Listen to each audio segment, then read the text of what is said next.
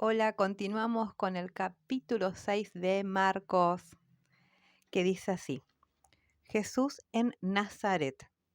De allí Jesús se fue a su tierra y sus discípulos lo siguieron. Cuando llegó el día de reposo, comenzó a enseñar en la sinagoga. Al escuchar a Jesús, muchos se preguntaban admirados: ¿de dónde sabe todo esto? ¿Qué clase de sabiduría ha recibido? ¿Cómo es que con sus manos puede hacer estos milagros? ¿Acaso no es este el carpintero, hijo de María, y hermano de Jacobo, José, Judas y Simón? ¿Acaso no están sus hermanas aquí entre nosotros? Y les resultaba muy difícil entenderlo. Pero Jesús les dijo: no hay profeta sin honra, excepto en su propia tierra, entre sus parientes y en su familia.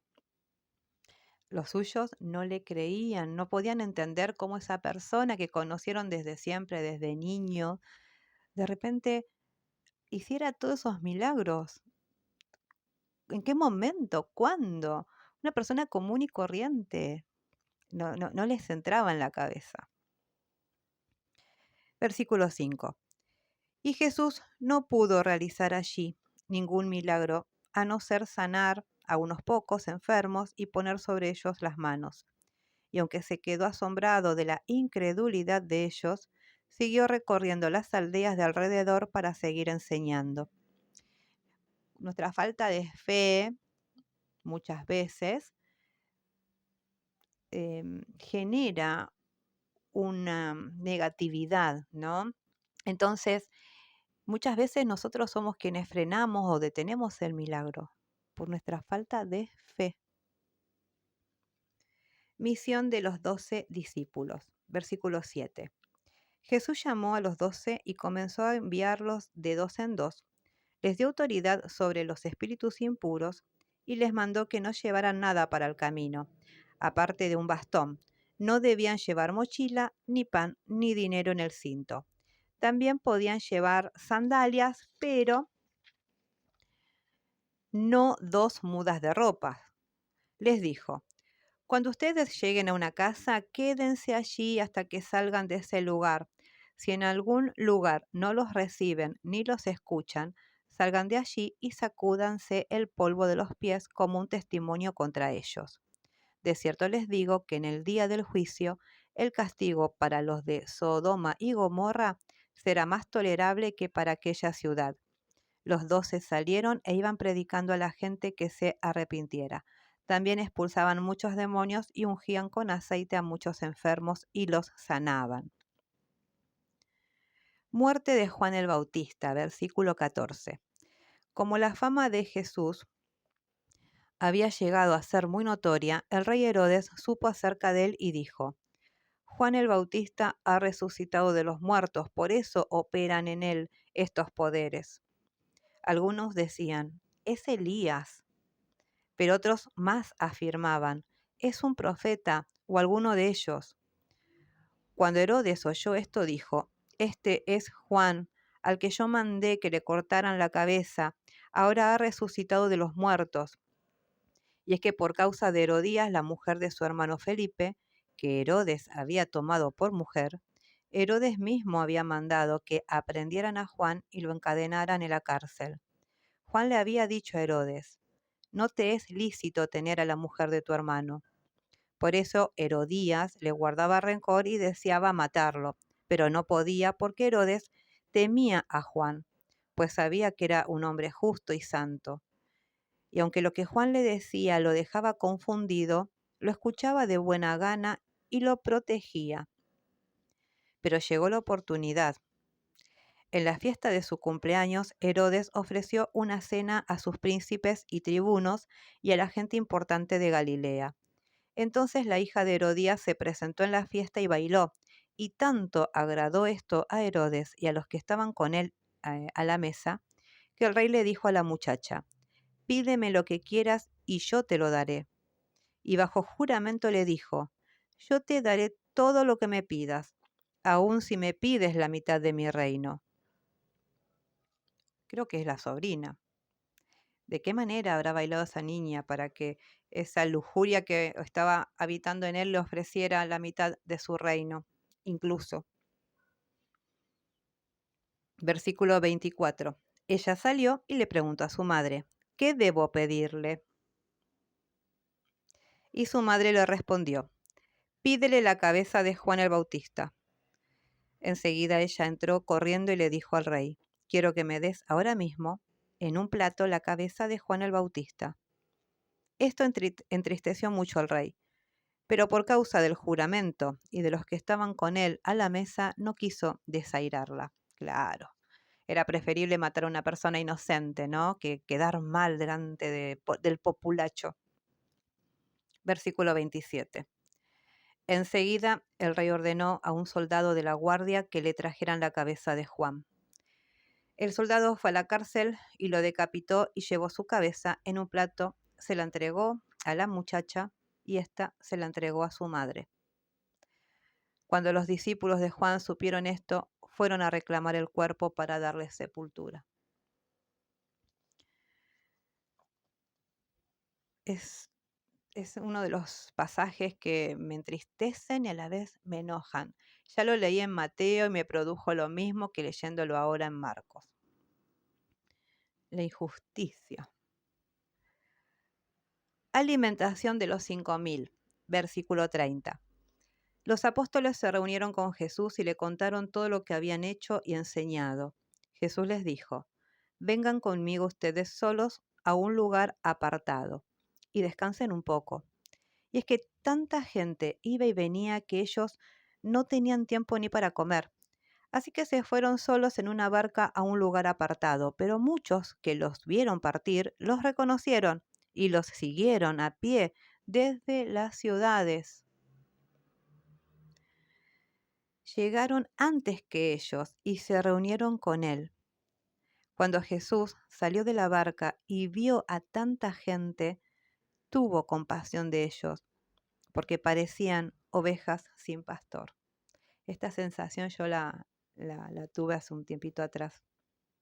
Es triste cuando ves a las personas con esa necesidad y ves que están como ovejas sin pastor. No tienen la contención, no tienen ese abrazo, ese seguimiento, esa compasión. Y comenzó entonces a enseñarles muchas cosas. Versículo 35. El tiempo pasó y se hizo tarde, así que sus discípulos se acercaron a él y le dijeron, ya es muy tarde y en este lugar no hay nada, despide a esta gente para que vayan a los campos y aldeas cercanas y compren algo de comer. Jesús les respondió, denles ustedes de comer. Pero ellos le dijeron, ¿quieres que vayamos a comprar pan y les demos de comer? Eso costaría como 200 días de sueldo. Jesús les dijo, vayan a ver cuántos panes tienen ustedes. Cuando lo averiguaron, le dijeron, tenemos 5 panes y 2 pescados. Jesús les mandó entonces que hicieran que la gente se recostara por grupos sobre la hierba verde, y ellos así lo hicieron, formando grupos de 100 y de 50 personas. Jesús tomó entonces los 5 panes y los 2 pescados, y levantando los ojos al cielo los bendijo. Luego partió los panes y se los dio a sus discípulos para que los repartieran entre la gente. Y también repartió entre todos los 2 pescados. Todos comieron y quedaron satisfechos. Y con lo que sobró del pan y los pescados llenaron 12 cestas. Ay, nuestro Dios de la multiplicación. Los que comieron fueron como 5.000 hombres. Nuestro Señor, con su amor, su compasión, a veces tenemos nada y Él lo multiplica. Nos ayuda un montón. A mí me ayudó un montón con mi economía. Y no estoy hablando del evangelio de la prosperidad porque estoy en desacuerdo totalmente con eso. No, no. Me enseñó a ordenarme, a organizarme. Me enseñó mucho. Jesús camina sobre las aguas. Versículo 45. Enseguida hizo que sus discípulos subieran a la barca y que se adelantaran a la otra orilla, a Bethsaida, mientras que él despedía a la multitud. Pero después de despedirlos, se fue al monte a orar. Y claro, eso es lo que siempre valoro y destaco del Señor también, que una vez que terminaba de realizar su servicio, se apartaba. Yo aprendí eso de él. Cada vez que servía en la iglesia, después entregaba mi servicio en el altar, mis cargas en el altar. Era necesario. Cuando llegó la noche, la barca ya estaba a la mitad del lago y Jesús estaba en la tierra solo. Ay, perdón. Y Jesús estaba en tierra solo. Pero cerca del amanecer fue hacia ellos caminando sobre las aguas, pues los vio remar con mucha dificultad porque tenían el viento en contra. Hizo el intento de pasar de largo, pero ellos, al verlo caminar sobre las aguas, pensaron que era un fantasma y comenzaron a gritar, pues todos lo vieron y se asustaron. Pero él enseguida habló con ellos y les dijo, «Ánimo, soy yo, no tengan miedo». Al subir a la barca con ellos, el viento se calmó, y ellos estaban muy asombrados. Más bien, su corazón estaba endurecido y aún no habían entendido lo de los panes. Claro, ya venían con los ojos como platos con el tema de la multiplicación de los panes y los peces. Después lo ven caminar sobre las aguas. Era mucha información para procesar. Una vez me acuerdo que pedí un consejo a un sacerdote de confianza. Si bien yo soy cristiana evangélica, durante muchos años obviamente fui católica y tuve un sacerdote maravilloso, ay, el padre Miguel. Le mando un beso. Lo fui a visitar cuando estaba en Flores. Creo que está ahí todavía en el hogar de los curitas, ¿no? De los sacerdotes. Y me acuerdo que yo razonaba, leía la Biblia y todo iba y le preguntaba. Y una vez Miguel me dijo, no pienses, sentí. Y yo, adolescente, jovencita, le dije, pero si Dios me dio un cerebro, es para que lo use, no es para que lo apague. Yo, es que a mí me pasaba en ese momento que no quería pertenecer a ninguna secta, por ejemplo, o que alguien manipulara mis pensamientos, porque estaba convencida, tengo un cerebro, Dios me lo dio, es para usarlo, ¿cómo sentir? Con los años fui entendiendo que si bien tengo un cerebro para usarlo, también tengo un corazón, que Dios me dio ambos para que los use. Y que cuando están sintonizados con Él, les puedo asegurar que puede, no sé, las palabras cobran vida y Él nos habla constantemente. Pude comprender muchas cosas que antes no entendía. Esto pues me trajo ese recuerdo. Jesús sana a los enfermos en Genezaret. Terminada la travesía, llegaron a la orilla y tocaron tierra en Genezaret, versículo 54. Tan pronto como bajaron de la barca, la gente reconoció a Jesús, y a medida que recorrían todos los alrededores, en cuanto sabían dónde estaba Jesús, comenzaban a llevar de todas partes enfermos en sus lechos. Donde quiera que él entraba, ya fueran aldeas, ciudades o campos, ponían en las calles a los que estaban enfermos y le rogaban que les permitiera tocar siquiera el borde de su manto. Y todos los que lo tocaban quedaban sanos. Amén. Y sí, eso es fe.